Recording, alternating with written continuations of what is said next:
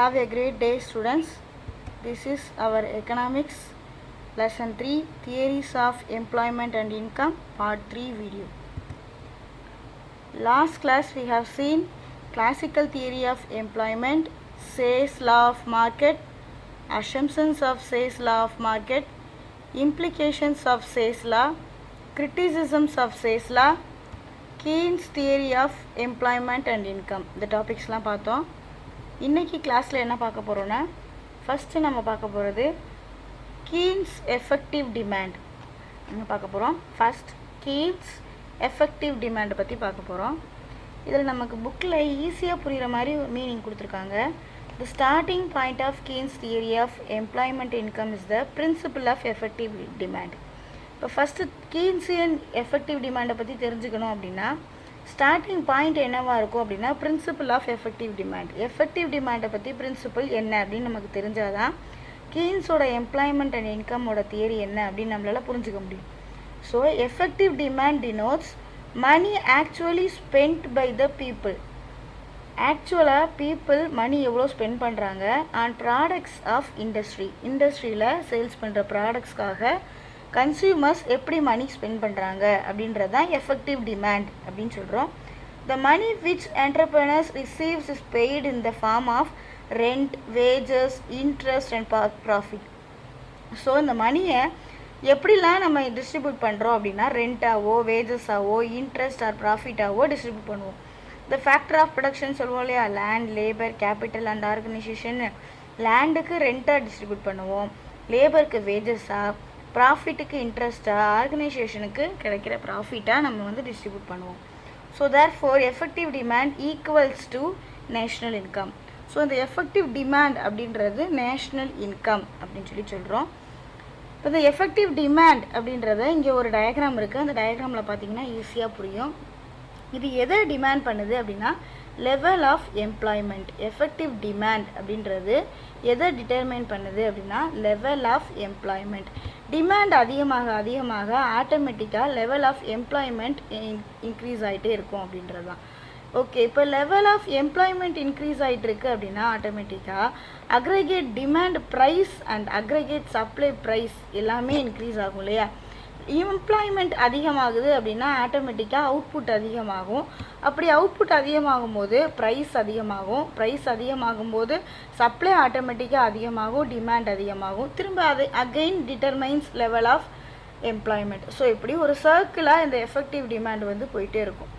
So இந்த demand price எப்படி set பண்ணுறாங்க அப்படின்னா, aggregate demand price is the amount of money or price which all entrepreneurs expect to receive from the sale of output. So எல்லா என்டர்பிரினர்ஸுமே profit கிடைக்கணும் அப்படின்ற ஒரு மோட்டிவில் தான் சேல்ஸ் பண்ணுவாங்க. ஸோ அவங்களோட எக்ஸ்பெக்டேஷன் என்னவாக இருக்கும் அப்படின்னா, to receive from the sale of output produced by a given number of men employed. So எத்தனை பேர் ஒர்க் பண்ணுறாங்க, அவங்களால எவ்வளோ ப்ரொடக்ஷன் கிடச்சிச்சு, அதிலேருந்து அவங்க சேல்ஸ் பண்ணி எவ்வளோ ப்ராஃபிட் எடுக்கிறாங்க அப்படின்றது தான் ப்ரைஸ் டிட்டர்மினேஷன் அப்படின்னு சொல்கிறது. ஸோ இந்த அக்ரிகேட் டிமாண்டை பொறுத்து தான் நமக்கு ரெவென்யூ எவ்வளோ இருக்கும் அப்படின்றது இருக்கும்.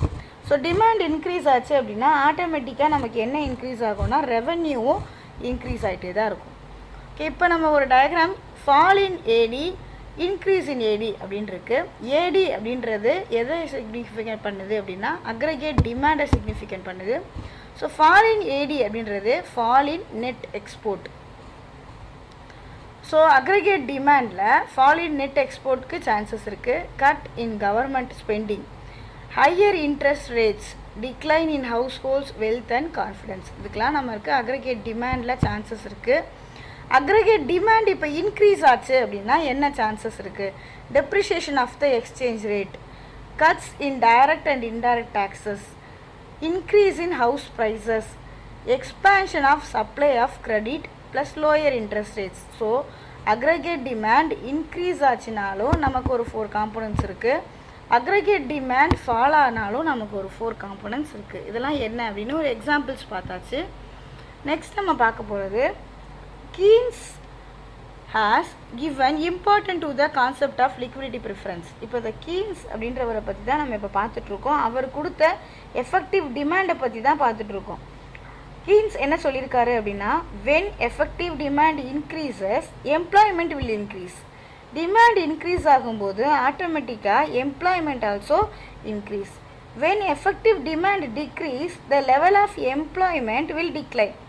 effective demand decrease ஆகும்போது ஆட்டோமேட்டிக்காக employment also decline. so the effective demand will be determined by two determinants. the effective demand அப்படின்றது ஒரு டூ டிட்டர்மினன்ட்ஸ் வச்சு தான் நம்ம சொல்ல முடியும். அது என்னென்னா, namely consumption and investment expenditures. Consumption and investment expenditure. Consumption அப்படின்றது நம்ம கன்சப்ஷன் பண்ணுறது, இன்வெஸ்ட்மெண்ட் அப்படின்றது நம்ம இண்டஸ்ட்ரியில் எவ்வளோ இன்வெஸ்ட்மெண்ட் பண்ணியிருக்கோம், அதுக்காக எவ்வளோ செலவு பண்ணியிருக்கோம் அப்படின்றது தான். ஓகே, இந்த கீன்ஸ் அப்படின்றவர் theories கொடுத்துருந்தாலும் he has given importance to the concept of liquidity preference.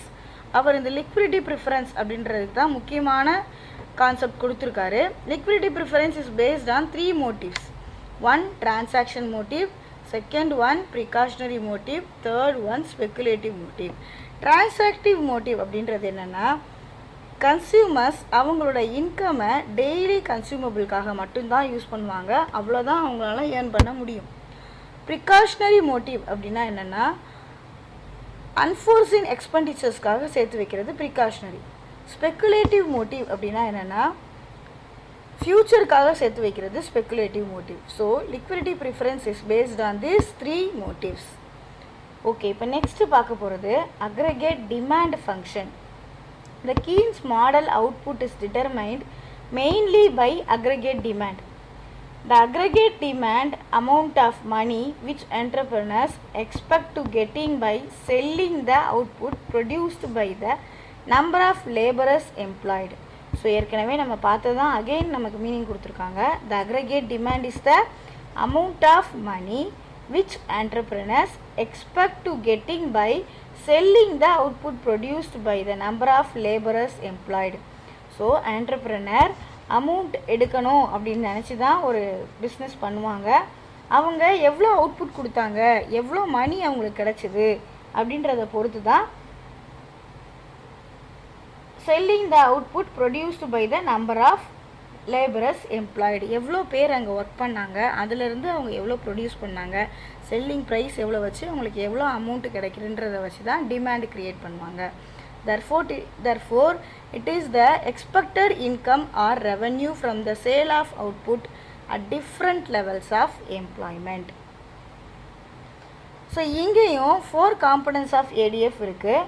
ADF means aggregate demand function. இதில் ஒரு 4 components இருக்குது. consumption demand, investment demand, government expenditure and net export. So, the consumption demand அப்படின்றது the desire or planned demand is the amount that household, firms, the government and the foreign purchasers would like to spend on domestic output. In other words, desired demand in the economy is the sum total of desired private consumption expenditure. அதாவது consumption demand அப்படின்றது நீங்கள் இதெல்லாம் ஏற்கனவே நம்ம flow of income flow of சார்ட்டில் வந்து பார்த்தோம். Consumption எப்படி இருக்கும், அந்த கன்சப்ஷன் எப்படி அகைன் நம்ம இன்வெஸ்ட்மெண்ட்டாக போடுவோம், கவர்மெண்ட் நமக்கு என்னெல்லாம் சப்சிடிஸ் கொடுக்குறாங்க, தென் எக்ஸ்போர்ட் இம்போர்ட்டில் நமக்கு என்னெல்லாம் இன்கம் கிடச்சிருக்கு அப்படின்னு பார்த்தோம் இல்லையா, அதுதான் இங்கே அகெயின் பார்க்குறோம். So thus the desired spending is called aggregate spending and can be expressed as, இதை வந்து நம்ம aggregate spending அப்படின்னு சொல்கிறோம். இதை நம்ம எப்படி சொல்லலாம் அப்படின்னா, AD is equal to C plus I plus G plus X minus M. AD அப்படின்றது aggregate demand, C consumption, I income, G government, X minus M is export minus import. So this shows that as income increases owing to increase in employment. So income increase ஆக automatically employment also increase. Expenditures of the economy increases at a decreasing rate. So expenditures of the economy increase ஆச்சு அப்படின்னா rate of interest ஆட்டோமேட்டிக்காக என்ன ஆயிரும் சொல்கிறாங்க, decrease ஆயிரும் அப்படின்றாங்க. So next topic aggregate supply of function. Aggregate supply function ASF. So aggregate supply function is an increasing function of the level of employment. Aggregate supply function அப்படின்னா என்னென்னா increasing function, level of employment. ஒரு எம்ப்ளாய்மெண்ட்டோட லெவலை எவ்வளோ increase பண்ணுறோன்றது தான் aggregate supply function அப்படின்னு சொல்கிறாங்க. It refers to the required amount of labourers and materials to produce the necessary output. So இதுக்கு என்ன தேவைப்படுது அப்படின்னா அமௌண்ட் ஆஃப் லேபரர்ஸ், நமக்கு எவ்வளோ லேபரர் இருந்தால் கரெக்டான சப்ளை கொடுக்க முடியும், அண்ட் மெட்டீரியல்ஸ், எவ்வளோ மெட்டீரியல்ஸ் வேணும், அதாவது ரா மெட்டீரியல்ஸ் நமக்கு எவ்வளோ தேவைப்படும், to produce the necessary output. அதாவது நம்ம ஒரு எய்ம் இல்லை டார்கெட்டு வச்சுருப்போம், இவ்வளோ அவுட்புட் கொடுக்கணும் அப்படின்னு. அந்த அவுட்புட்டுக்கு தேவையான ரா மெட்டீரியல்ஸ் அண்ட் லேபரர்ஸ் நம்மகிட்ட இருந்தால் தான் அந்த அக்ரிகேட் சப்ளை நம்ம கொடுக்க முடியும். நெக்ஸ்ட், இந்த அக்ரிகேட் சப்ளையில் 4 காம்போனன்ட்ஸ் ஏஎஸ்எஃப் இருக்குது. ஏஎஸ்எஃப் அப்படின்றது அக்ரிகேட் சப்ளை ஃபங்க்ஷன். அதோட 4 components consumption expenditure, aggregate private savings, net tax payment, personal transfer payment. So இது 4ம் நமக்கு காம்போனன்ட்ஸ் ஆஃப் அக்ரிகேட் சப்ளை கொடுத்துருக்காங்க. இந்த நெட் டேக்ஸ் பேமெண்ட் அப்படின்றது என்னென்னா tax payment to be received by the government minus transfer payments. கவர்மெண்ட்டிருந்து நமக்கு கிடைக்கிற பேமெண்ட்லேருந்து ட்ரான்ஸ்ஃபர் பேமெண்ட்டை மைனஸ் பண்ணிடணும். ட்ரான்ஸ்ஃபர் பேமெண்ட்ஸ்னால் என்னது, இந்த சப்சிடிஸாவோ இன்ட்ரெஸ்ட் பேமெண்ட்டாவோ நம்ம கொடுப்போம் இல்லையா, இதை மைனஸ் பண்ணால் நமக்கு கிடைக்கிறது தான் நெட் டேக்ஸ் பேமெண்ட் அப்படின்னு சொல்கிறது. Last one personal transfer payment to the foreigners. Example donations, இதெல்லாம் ஃபாரினர்ஸ்க்கு கொடுப்போம் இல்லையா, அது personal transfer payment. So aggregate supply is equal to C plus S plus T plus RF equal to aggregate income generated in economy. So இன்றைக்கி நம்ம கிளாஸில் aggregate supply curve அப்படின்னு ஒன்று பார்க்கணும். இந்த அக்ரிகேட் சப்ளை கர்வ் அப்படின்றது இந்த புக்கில் பேஜ் நம்பர் 45ல் ஒரு டயக்ராம் கொடுத்துருக்காங்க.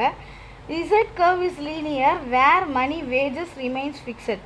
இந்த இசட் கர்வ் இருக்குது, அது மணி வேஜஸ் எப்போ ஃபிக்ஸடாக இருக்கோ அந்த கர்வ் ஸ்ட்ரெயிட் லைனாக தான் இருக்கும். Z1 curve is non linear. Z1 curve பார்த்தோம்னா அது வந்து non linear curve.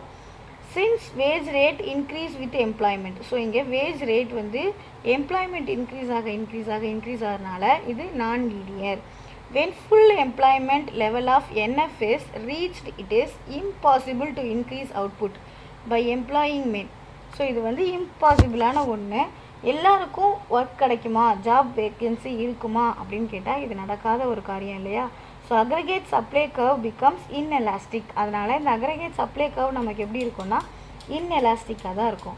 The slope of the aggregate supply curve depends on the relation between the employment and productivity. So இந்த சப்ளை கர்வோட டிபெண்ட்ஸ் எதை பொறுத்து இருக்கும் அப்படின்னா relation between the employment and productivity. Employment எந்த அளவுக்கு இருக்குது, அதுக்கேற்ற மாதிரி ப்ரொடக்டிவிட்டி எப்படி இருக்குன்றதை பொறுத்தா இருக்கும்.